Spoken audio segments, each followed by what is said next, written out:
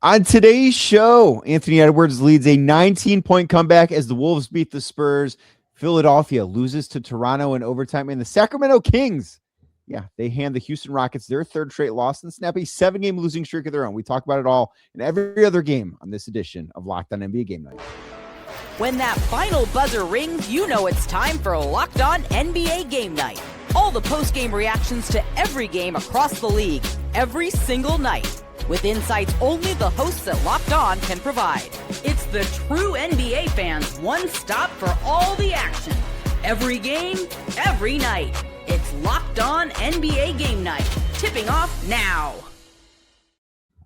What's up, everybody? My name's Danny Cunningham, and you might know me from Locked On Cavs. You might know my co-host Swipa from Locked On Nuggets, and we both want to say thank you to you for making this edition of Locked On NBA Game Night your first listen of the day. You can find us anywhere you get your podcasts. That means Apple, Spotify, and YouTube as well. Please make sure you're subscribed everywhere you might be listening. Plus, hit that thumbs up button and the notification bell for us on YouTube. It's because of people like you that the Locked On Podcast Network is the #1 sports podcast network in all of America. We have a loaded day to get to. There were 10 NBA games. There are also two crazy NFL playoff games. I just kind of want to start, is this one of the best sports days of the year, Swipa? Yeah, I think it was pretty good, actually. It's a pretty good day. I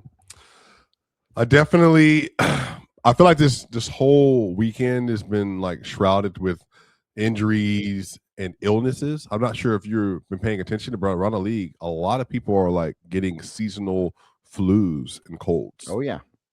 Oh, yeah, that is certainly happened to the team I cover. I know it's happened to the team you cover, too, in Denver. I know they've had a lot of guys that have been out sick over the past week or so, and the Cavs certainly have as well. But I want to begin today's show by heading to Minneapolis, where the Timberwolves took down the Spurs 104-103. Both teams were on the second night of a back-to-back after both teams played yesterday. The Spurs were in Boston. The Wolves were in Cleveland, where I got to watch them. And San Antonio played really well. For the first three quarters, they led by as many as 19 points in this game before Minnesota had a thrilling fourth quarter comeback to get the win. There's a lot to dive into with this one, but first, let's hear from Locked On Wolves. Minnesota Timberwolves turned in a massive double-digit comeback victory over the San Antonio Spurs on Sunday to win by 1. I'm Ben Beacon, host of the daily Locked On Wolves podcast. And the Wolves were down by as many as 19 points in this game, including 17 points with just a minute to play in the third quarter, but a huge run in the fourth and some clutch play, a bit of a back and forth between the Spurs, primarily De'Aaron Fox, a little bit of Stephon Castle and Victor Wembanyama mixed in, but a lot of clutch De'Aaron Fox down the stretch versus Anthony Edwards. And hit a couple of tough mid-range jumpers, and ultimately, on a switch, beats Wembanyama to the basket, hits a little scoop layup around him to put the Wolves up 1, and then Julius Randle, physical defense on Wemby down the stretch, really for the majority of the fourth quarter, but on the final possession, a great contest on a potential game-winning shot for the Spurs. An offensive rebound and a follow-up shot from Fox did not fall, and the Timberwolves ended up holding on to win by 1. Ant finished with 23 points on 21 shots, but was really good, even if the offense wasn't that efficient. Naz was good off the bench. And again, really strong play from Julius Randle, especially defensively down the stretch. A big win for the Wolves, bouncing back from a loss on Saturday. Really nice to beat a team that's just ahead of them in the Western Conference on the second night of a back-to-back. The Wolves turned in a quality win against a good Western Conference opponent. Quality win, certainly, I think is a fair way to describe it. And the thing, as Ben mentioned, that really stood out to me was Julius Randle's defense down the stretch. I thought he was awesome in the fourth quarter defending Wemby, and that is no easy task. Yeah, and credit to the Wolves. It was an 85-74 lead for the Spurs with about 11 minutes and 13 seconds left in the fourth. And through the 3-minute and 27-second mark, it was a 96-all score. That is a furious comeback by that team. But also on the other end, their defense locked in as well. They made a lot of really good individual defensive plays over this stretch. I think, obviously, Julius Randle, Anthony Edwards, Rudy Gobert, they all made some really key critical stops down the stretch in this fourth quarter. But also, I think one of the reasons why Julius Randle, did well down the game and into the game versus Victor Wembanyama in parts just because of the physicality and the size that he offers. One thing Wemby is still working through is that when he faces versus bigger defenders that have just a lot of strength to them and especially can get underneath him and kind of push him off his spot, he struggles in some of those matchups. And so you saw some of that today down the stretch of the game. But I really like this Wolves team, man. They look really good. I believe they might have the most wins in the NBA since Thanksgiving. If I remember correctly, I have to go back and relook it, but I know they're at least top 3 in that. They just, have a lot of really good players, a lot of really good pieces, man. And I'm actually really excited to see how the rest of the year goes for them. And this win versus the Spurs is big because they're continuing to try to move up the Western Conference standings. And the Spurs are trying to see if they can hold on to that number 2 seed in the West as well. So this was a really competitive game, a lot of really great shot making and really great defensive possessions down the stretch, especially the scramble play that kind of decided the game, where you get good defense from Julius Randle, you get good defense from Anthony Edwards, and they're able to close it out with a clutch stop on defense with a 1-point victory. So just a great basketball game. Like, this felt like a playoff game. And I think one of the things that really stands out to me about this Wolves team is a little bit of resiliency, not just within this game individually, but go look at yesterday. Like, they gave up 146 points to a Cavs team that, like, offensively has been a lot better lately, but 146 points in any regulation NBA game is a ton. Mm-hmm. And then to come back a little over 24 hours later and hold San Antonio to 103, I thought was really impressive. And then when we see these teams start to mount comebacks, and then you can see the team that has the lead, like, push back out a little bit, you can then see, okay, like, we gave it our best, and that's that. And that didn't happen in this game because the Wolves had cut it down to, I believe, 6. And then Victor Wembanyama drew a flagrant foul on Rudy Gobert, and that got him 3 free throws. And Rudy also picked up a technical foul on that very same possession. Wemby hits all 4 free throws, so that pushes it back out to 10, and I believe at 91-81. And the Spurs had the ball, and the Wolves forced a turnover there where that very easily could have been a tipping point where it's just like, you know what, it's not our day. But instead, they responded the best way I think they possibly could have and really tightened up. And that's why I think I just come away so impressed with this team. Yeah. I also think Julius Randle deserves a lot of credit too for not just this game, but I think just for his season as well. I think a lot of what happened last year in the playoffs, you don't realize in the playoffs, he actually scored really well versus OKC, especially the kind of coverages that he was facing. But this year, he's averaging 22, 7, and 6. And the reason why they won this game in part because Julius Randle, Victor Wembanyama will be playing like kind of far out in space. And so, depending on who the defender was that was kind of underneath the rim, there was a play in particular where Stephon Castle, he just kind of just beats him to the spot and he pump fakes Wemby out of the way, and he's able to make the shot that kind of ties it up 98-98. It's his relentless motor and aggression that makes him so good when Julius is at his best, and when he uses it on the offensive glass, it changes the offensive tenor for the Wolves, and it did so again today. Yeah, very nice win for them. Very good performance, I thought, from Julius Randle and a lot of guys on Minnesota. But as we move on to the next game, the Orlando Magic get a 128-118 win over the New Orleans Pelicans on Sunday. Let's hear from Locked On Magic for more. Across from Mike, the host of Locked On Magic, as the Orlando Magic defeat the New Orleans Pelicans 128-118 to continue their win one, lose one that they've been doing for the last 13 games now. And that really describes how the Magic have been really for the last month, is you just don't know what you're going to get from them. They clearly have the talent, they clearly have the ability, they clearly have the players that could be a force in the Eastern Conference, even with the injuries that they're facing. They just don't do it often enough. And Orlando needed to rally. They were down by 11 in the fourth quarter to this Pelicans team that was shooting better than expected, playing better than expected, and just, again, playing harder than this Magic team. The Magic found that groove in the fourth quarter. They started to take control. They went on a 24-10 run to take the lead, ultimately pulled away and beat this young Pelicans team that isn't ready to compete against a focused, effort-led Magic team. It just comes down to effort every night. And the Magic got one of their energy sparks and Mo Wagner back. Looked like a guy who hadn't played in a year, starting to get that energy back. His energy was good throughout the game. Magic played well in his minutes, but it's going to take a lot more from their starters, from their best players, to be the kind of team that they know they can be. The Magic defeat the Pelicans, and they're off to Berlin. I do wonder if we are ever going to see the Magic play well consistently. Because to Philip's point, like, this is a team that I don't want to say you don't know what you're going to get. It's kind of like, well, what did they do the last time they played? Because I just think you're going to get the opposite of that the next time. Like, they just lack consistency. Unlike, I don't know that there are other teams that are expected to be as good as the Magic are that lack that consistency. Sure. Yeah, I think they're still trying to figure themselves out and find their identity. But I think something that they have found is that they have a guard they drafted that is turning into a potential star in this league. Danny, did you know that in the last 15 games, this player is averaging 20.1 points per game, 5.1 assists, 4.5 rebounds, shooting 49% from the field, 39% from 3 on 6 attempts a game, and 77% from the free throw line for the Orlando Magic. Do you know who it is? I believe that would be Anthony Black. Anthony Black, who has taken a great leap for this team and has been phenomenal this season. And he had 26 points again tonight, 5 rebounds, 7 more assists, and he was attacking today as well. He just looks good. He was 9 and 10 from the field, 3 or 4 from 3 in this game.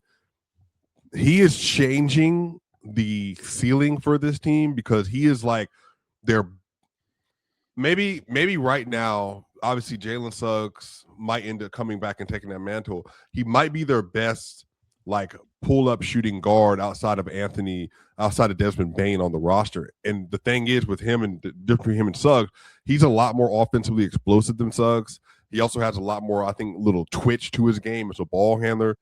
And he's just as big. So I really think as he continues to get better, man, by the time we get to the playoffs, I mean, Anthony Black could be like, kind of like doing what Derek White did for the Celtics, 3 years ago in that 22 run for them, He could be. He's had an awesome season so far. There's no debating that. I have a lot of questions about some other stuff with the Magic, like Paolo Banchero. I'm just not sure that he has turned into the guy that impacts winning the way that a guy of his skill set and his talent probably should. I think there's a lot of data that says the Magic might actually be better when he's not on the floor, which I think is certainly concerning when you're talking about the most talented guy on the roster. At least that's the way I view him. But Orlando gets a win. I would imagine the next time they play, they're going to lose because that just seems to be the direction that Orlando goes. The team that did get a win on Sunday was Toronto as they beat Philadelphia in overtime. First of 2 back-to-back games between those two teams. We'll dive into it next right here on Locked On NBA Game Night. But first, today's show is brought to you by FanDuel. Fridays already feel different during basketball season, and FanDuel is making them even better because every Friday night before the games tip off, FanDuel gives fans a new way to kick off the weekend with NBA Happy Hour. NBA Happy Hour is your official pregame. It's a limited time window where special offers drop right inside the FanDuel app before the action starts. Fridays from 6 to 7:30 Eastern have become appointment viewing with NBA Happy Hour. Opening the FanDuel app during Happy Hour always brings something new. You've got your boosts, your bonuses, other cool surprises, and it's easy to check the weekly special before tip-off and make a move before the window closes. Plus, the timing is perfect because right before the games, right before the weekend starts, NBA Happy Hour is your place to go. It adds a little bit of extra energy to Friday night basketball without overthinking it. So before tip-off, check the FanDuel app and see what's dropping during NBA Happy Hour every Friday from 6 to 7:30 p.m. Eastern Time. A little basketball, a little action, and a whole lot of Friday energy. That's NBA Happy Hour only on FanDuel, the official sportsbook partner of the NBA.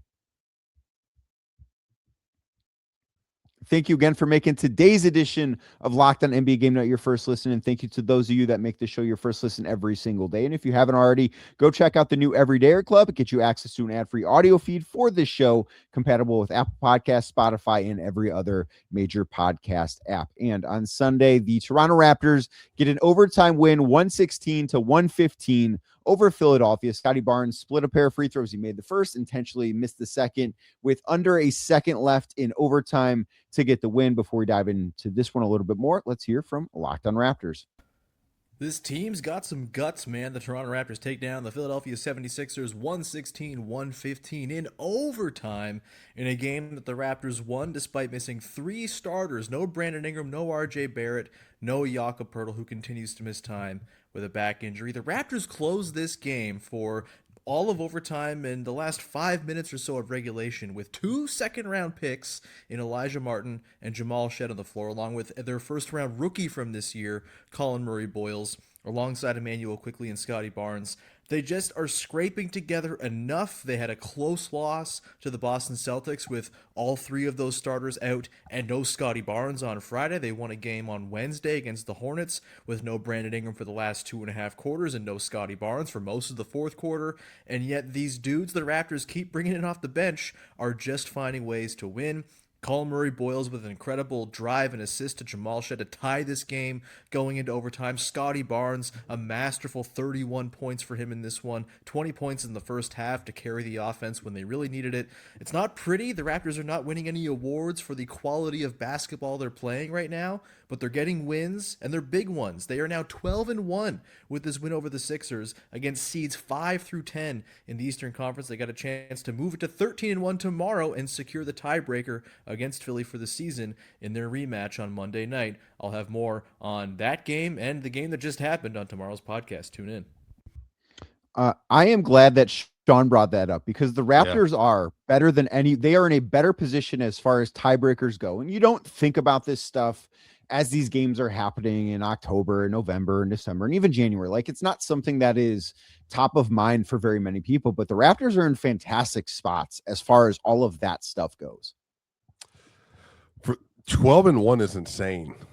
And for them to be doing this, obviously, with no one expected that this team was going to be this good all year, and we're about to be halfway through the season, and this team is like legitimately a very well-situated playoff team. Scotty Barnes is also taking a leap this year. You know, I want to make sure I continue to give him credit. 31 points, 8 assists, and 7 rebounds versus this Philly team. That's no joke. And obviously they didn't have Joel Embiid, so that obviously changed some of the dynamic of just how, you know, much Philly had to offer today. Obviously no Paul George as well. But even still, like, they fought back. They played extremely hard. He dominated like he normally does. Colin Murray-Boyles also had some good minutes today. He has 17 and 15 rebounds today. They're just good. Quickly is, like, I think, still figuring some stuff out with this team, and obviously the on-ball scoring is what they need desperately from him. But he gave them a nice 20 points today. They just have a good roster, man, and I think if you continue to just let Darko put it together and figure some things out down the stretch of the season, I think they're going to be competitive in the playoffs as well. I don't know how I would fare them in a series, but I do think having home court advantage, if they can get it, that's going to make the difference between them getting out of the first round. I think that very, very possibly could. And we have a long way to go before we get there. And the East is very bunched up between where they're at in fourth and where I believe Miami is currently in eighth right now. Like, it's a tight race, and I could see it going a number of different ways. Paul George, you mentioned not playing in this game. He was a late scratch. Like, he originally was supposed to play in this game. Joel Embiid was ruled out when the injury report came out on Saturday, but Paul George, the plan was to play. He went through pregame warmups, and then it was announced like 15 minutes or so before tip-off that he was not going to play in this game. So don't know what the situation there is, but with these two teams playing again tomorrow on Monday night, I'll be very interested to see if he's available or if something happened, and we'll learn more about that later. That's a thing to watch, I think. Yeah, I agree. And then moving on to the Denver Nuggets as they get a 108-104 win over the Milwaukee Bucks. Denver missing a lot of talent on the sideline. No Christian Braun, no Jamal Murray, obviously Nikola Jokic still out. Jonas Valanciunas still out with that calf injury. But I think a really nice win for your Nuggets. What did you see in this one from Denver? Don't be a casual, brother. Start with the MVP, Zeke Naji. Have you heard? Have you heard off the bench? Zeke Naji? I know. No, before you get going, last week when you and I did this show, after we were done recording, you tried to trade Zeke Naji to the Cavs. Because you need him. Week. No, because you don't want him. No. That's not true. Have you been watching Zeke Naji, sir? Open your eyes. Zeke Naji, 14 points, 10 rebounds, 3 assists, 4 stocks off the bench, and he was also 5 of 9 from the field and 5 of 7 from 2, and played good defense versus Giannis Antetokounmpo today. You, sir, absolutely need Zeke Naji on your roster. And what I will say is I want to make sure I continue to give people the credit that they deserve, because obviously my partner Danny won't. Tim Hardaway Jr. also off the bench, 25 points, 88 true shooting, plus 27. The Nuggets won because of their bench today, and I think something that's happened, Danny, in the last 6 games that Jokic has missed, they have just been able to find ways to get players in situations to be successful. Shout out David Adelman. And today, even Aaron Gordon, he was like a -11 in his minutes. They weren't good unless they put infrastructure around the rim, because Giannis obviously was attacking at will. Spencer Jones, who's been really good this year, didn't even have a good game today. Zeke Naji came off the bench, man, and changed the direction of the game. So I just can't give him enough credit. Because remember, it was this game and the Celtics game that he played really well, including some of the things that he did in the Raptors game and then versus your Cleveland as well. So I'm telling you, man, like, maybe it's just, you just got to get confident. You got to get in a situation in the league where you just feel good and you feel like, hey, I can go be myself. And then you can just kind of take off from there. Maybe that's what he's doing.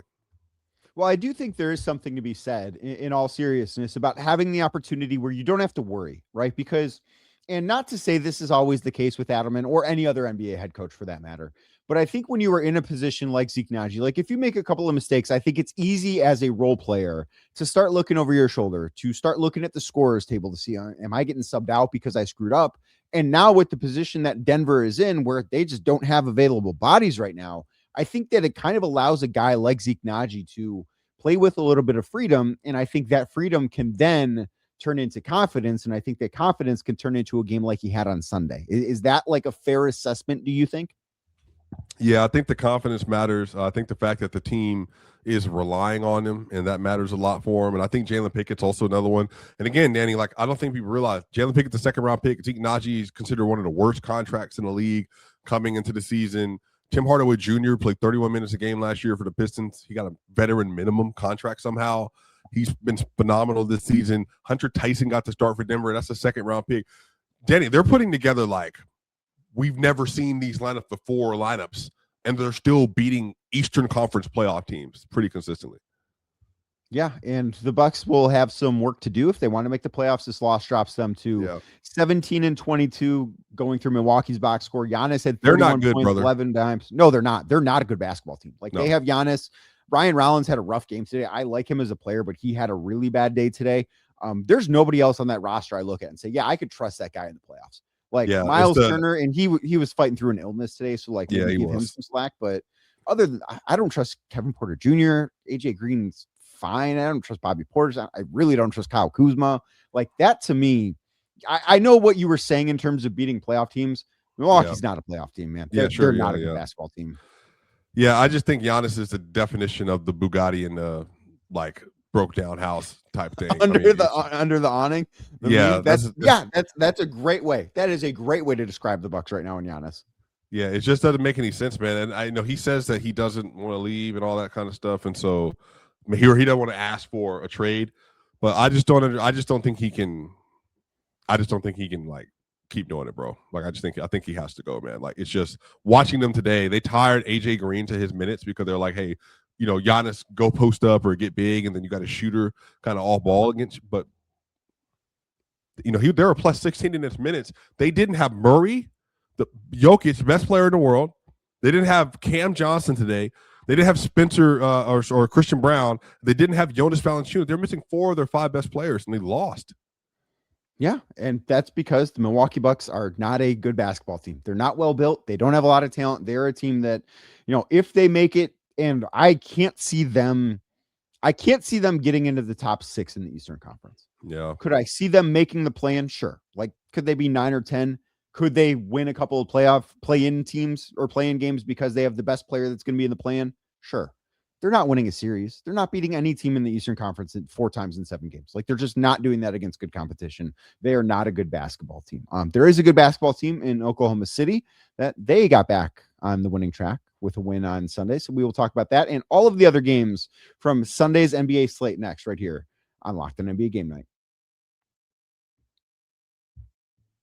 But first, today's show is brought to you by Game Time. During basketball season, there's nothing like being in the building, the energy, the crowd, that first big run that gets everyone on their feet. And fans want to be there for those moments, not stuck refreshing a screen or guessing what tickets are really going to cost. And that is where Game Time comes in. The Game Time app gives fans the advantage back, making it incredibly easy to score amazing tickets, fast, simple, and without the stress and guesswork that you think might come along with trying to get in the building. Browsing the Game Time app, straightforward and simple. Finding tickets takes just a few easy taps. Seeing the view from your seat, one of my favorite parts of the Game Time app. I want to know, if I'm going to be in the building, what's my view of the court going to be? I want to know that. Game Time will show you that, and that makes choosing tickets easy, and you can be confident in it. Plus, the prices include the fees up front, so the total clear from the very beginning. You're not going to be bombarded and surprised at the very last minute. Whether it's an NBA game or another live event, everything is right there in one place. So take the guesswork out of buying tickets with Game Time. Download the Game Time app, create an account, and use the code LOCKEDONNBA. That is LOCKEDON NBA for $20 off your first purchase. Download the Game Time app today and get in on the action. Thank you again for making today's edition of Locked On NBA Game Night your first listen. Thank you for making the show your first listen every single day. And we continue on here as the Oklahoma City Thunder got a 124-112 win over the Miami Heat, thanks to a big second half on Sunday. Let's head on over to Rylan Stiles with Locked On Thunder for more. To playing to their defensive identity in this game, and they racked up 23 turnovers. They capitalized on most of them, and they protected the rim a lot better, winning the battle on the glass, dominating in second chance opportunities tonight with J. Will returning to the lineup. J. Dub looked a lot better getting downhill. SGA starts out 0 for 6, ends up nearly flawless in this game, just downinging his way almost 30 points in this one. The Thunder saw the three-point shot fall a little bit more in the second half. It led them to a comfortable win against Miami. At the end of the day, though, they'll be judged by this tough week ahead, starting with the Spurs on Tuesday, Rockets on Thursday. But this 3-game winning streak could give them some momentum heading into this big week. To Ryland's point about the turnovers, they had 39 points off of Miami turnovers in this game. That is one of the highest figures I have seen in a single game this year. Like, that is an insane amount. Yeah, man. They blitzed them. I'm trying to wrap my head around OKC right now, if that makes sense. I think they're really good, obviously. The score, they said they won by 12. I don't think that was really indicative of like what the game was. I think they outplayed them pretty convincingly today. SGA obviously had another really good basketball game today. I mean, just walking into 29 points, had 8 assists again today. Off the bench, Isaiah Joe and AJ Mitchell had some really impactful minutes. They're a really good basketball team, obviously. Andrew Wiggins, 23 points, but not the best day. I think Jaime Jaquez Jr. was a -10 off the bench. He only got 3 shots up in 20 minutes. I'm curious, man. Do you feel as strongly about OKC as you did a month ago, given or maybe No. even, I guess 2 months ago? No. I think that what we have seen, and maybe it's like this post NBA Cup lull that kind of every team that made it to the Final Four has gone through a little bit. Maybe it's that, but something feels a little off compared to what it felt like last year, even watching them, and what it felt like in their first 25 games when they were 24-1 or whatever it was. Something has felt off for a couple weeks, and it doesn't mean that they're not going to get back to feeling the way they did at the start of the season. But do you feel differently? Well, OKC fans do. They have been bemoaning that they don't think SGA has enough help anymore. I know that was not the narrative 2 months ago. They felt like they had a team that was on par with the Bulls in 96 and the Warriors in 17. So to hear the switch now, I think they have noticed that they don't have the offensive output next to SGA. And last year, they didn't need it because their defense was so good and the field was so weak that they were able to kind of maul through people. I think this year, offense around the league for really good teams has gotten so much better. They also, when the champion wins and they run through the field, teams adjust to next year. And I think everyone's adjusted to the physicality because they want to be physical too. Everybody wants multiple ball handlers, and I think if you can attack them from multiple places, and then also too, you load up against SGA beat me with over-the-top shot making, but I'm not going to let any of these other people go off. You know what I mean? Like, I just don't know if people have the same fear factor about OKC as they did prior to this last month and a half of basketball for them. And going into the playoffs now, I mean, I still would pick them like to beat most teams.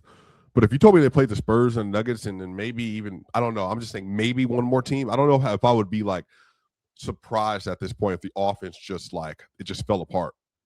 I feel less confident about them getting through the Western Conference this year. As of right now, as of January 12th, I feel less confident about them getting through the West this year in the postseason than I did last year. Yeah. And I do think with how strong the West is, and it is so much better than the East at the top.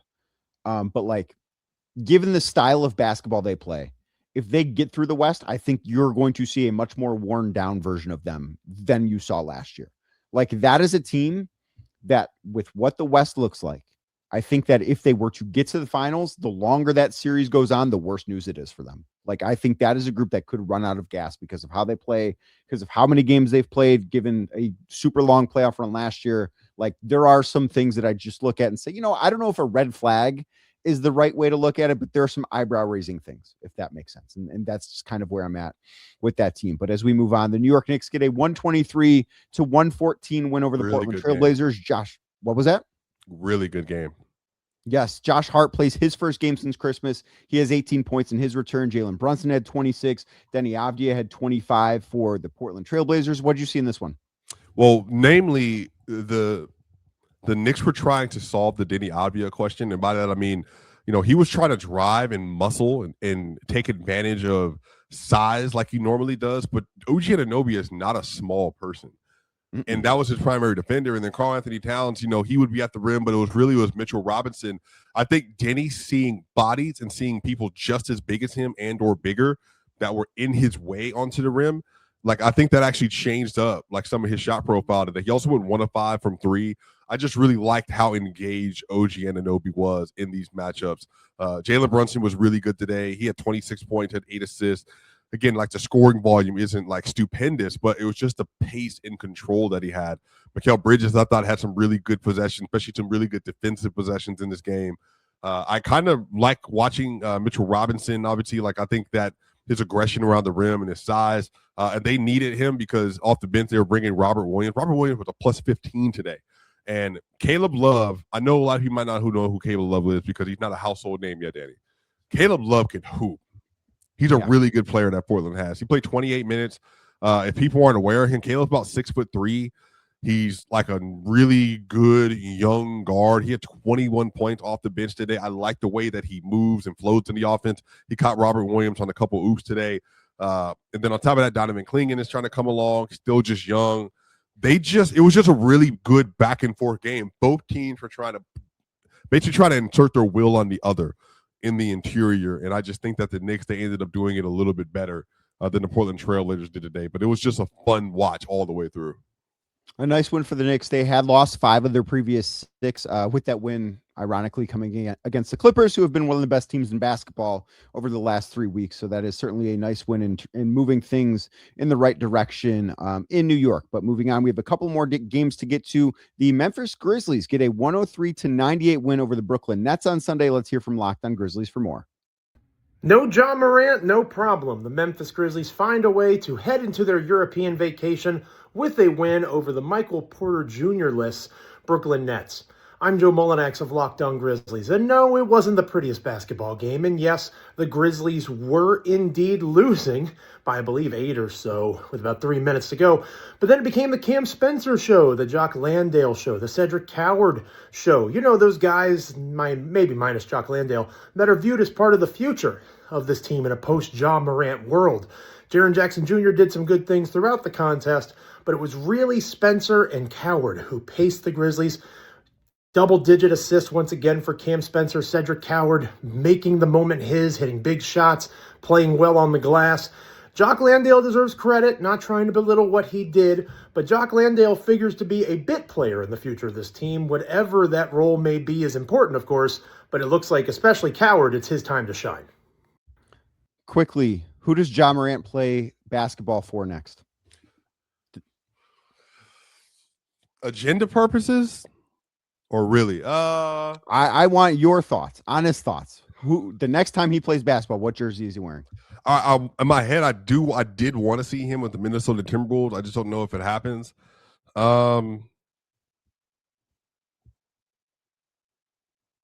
That's tough for our audio listeners. They're like, why is he taking so long?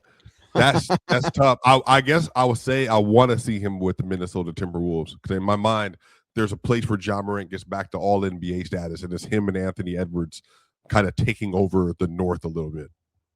That could be the case. We will have to wait and see. But moving on, the Phoenix Suns get a big win over the Washington Wizards. Here's Benjamin Garcia. Suns defeat the Washington Wizards 112-93. Benjamin Garcia locked on Phoenix Suns. And I got to be honest with you, there's not that much to get into in this game. And here's why. The Washington Wizards are a bad basketball team. I mean, they're sitting Trae Young to, in hopes, increase their lottery chances so that they can have a better lottery pick this year. The Suns are not just a good team, but they're transforming into a really good team that beats teams by a lot if they're A, not ready to play, or B, just an inferior opponent. The Suns take care of business against these teams. Early on in the season was, the Suns only beat bad teams, but they beat them pretty handily and then took care of some of the good teams as well. This was a collaborative effort tonight. Grayson Allen had good spots. Ryan Dunn had good spots.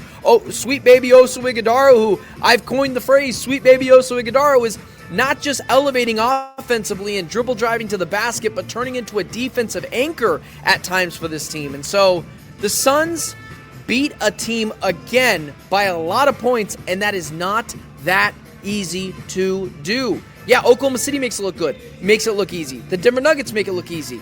The Suns are making it look easy, and it continues to make you think, damn, just how good is this basketball team? And I'm not sure we have the answer to that question yet. Suns have the most wins in the NBA since the week of Christmas. This is their 9th win since December 22nd. That is more than anybody else. They're playing really good basketball right now. Yeah, man, really good for them. Happy for Suns fans. And then we've got 2 more left to get to, but the Atlanta Hawks get a win in Golden State. Here's Brad Rowland with more. I'm the host of the Locked On Hawks podcast, and the Atlanta Hawks have now won 3 straight games, getting back to 20-21 on the season. That is underwhelming, but they've been playing much better basketball in recent days, including the debut of CJ McCollum and Corey Kispert in this game. Both guys were just arriving and kind of maybe rusty or out of sorts a little bit, but still some signs that were positive along the way. But the big star for the Hawks in this one, not Jalen Johnson, who was good in the game, not Alexander Walker, he was good in the game as well. Luke Kennard. 6 threes off the bench for Kennard and a season high 22 points. He was electric in the third quarter during the Hawks' biggest run of the game to break things open, and the Hawks did a good job defensively the entire game. Steph and Jimmy got there 61 points combined, but everybody else was in check for the Hawks, and they did a good job on the margins in this one. The road trip continues on the West Coast in LA on Tuesday, but the Hawks are now 6-0 on the West Coast this season, and they'll try to make it 7-0 on Tuesday. We'll get into all of what transpired in this game and more on Locked On Hawks.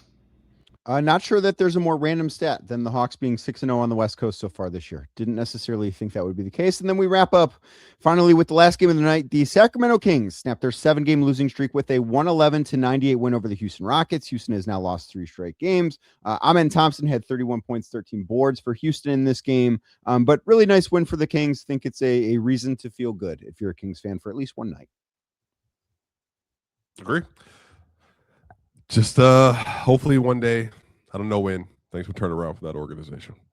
Maybe. I wouldn't hold your breath, though, because if you do, it might not turn out too well. But that's going to do it for us today on this edition of Locked On NBA Game Night. We appreciate you tuning in wherever you're listening. Make sure you're subscribed on Apple, Spotify, or on YouTube. And if you are watching right now, hit that thumbs up button for us and click the notification bell. And we'll be back a little bit later talking more about the NBA.